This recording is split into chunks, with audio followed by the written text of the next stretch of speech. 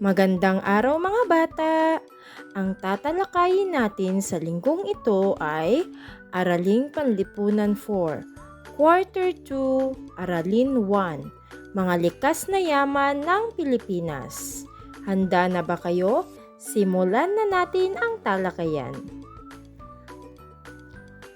Likas na Yaman. Ang mga likas na yaman ay ang mga bagay na nagmula sa kalikasan o kapaligiran, tulad ng anyong lupa, anyong tubig, hangin, araw at mga depositong mineral. Mga uri ng likas na pinagkukunang yaman sa Pilipinas. Yamang lupa. Ito ay mga bagay o produktong karaniwang nakikita at nakukuha sa lupa, tulad ng mga pananim, prutas at gulay.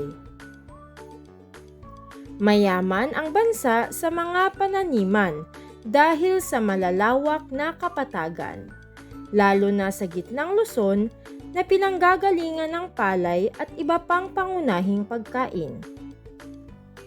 Maging ang Visayas at Mindanao ay sagana sa mga inaaning tanim. Maraming taniman ng palay, mais at tubo sa mga lalawigan sa Visayas. Kilala namang pinanggagalingan ng pinya ang mga lalawigan ng Bukidnon at Cotabato sa Mindanao. Yamang tubig. Ito ay mga likas na yaman na nakikita at nakukuha sa tubig tulad ng isda, hipon, alimango, pusit, perlas, korales at iba pang nilalang sa tubig. Ang Pilipinas bilang isang arkipelago o kapuluan ay sagana rin sa likas na yamang tubig na pinagkukunan ng pagkain, inumin at enerhiya, at nagsisilbing paliguan at daanan ng mga sasakyan. Makikita sa bansa ang pinakamagagandang tabing dagat o beaches sa buong mundo, lalo na sa dagat ng Mindoro, Batangas, Bicol at Palawan sa Luzon. Bohol, Boracay at Cebu sa Visayas at Samal sa Mindanao. Yamang gubat. Ito ay mga bagay o nilalang na matatagpuan sa gubat tulad ng iba't ibang puno at hayop. Ang mga kagubatan sa Pilipinas ay sagana sa mga punong kahoy tulad ng apitong, bakawan, lawaan, mulave, nara, tanggili at yakal.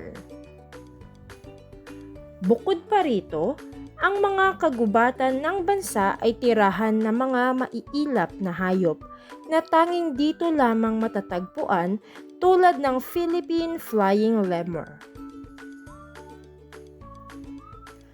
Palawan peacock pheasant.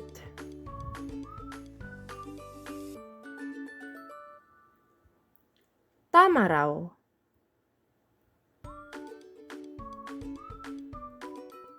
Dinagat bushy-tailed cloud rat. Baboy damo.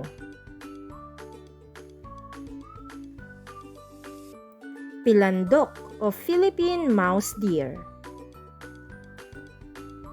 Philippine tarsier. At haribon o Philippine eagle. Yamang enerhiya. Ito ay tumutukoy sa lakas na ginagamit upang mapagana o mapaandar ang iba't ibang industriya.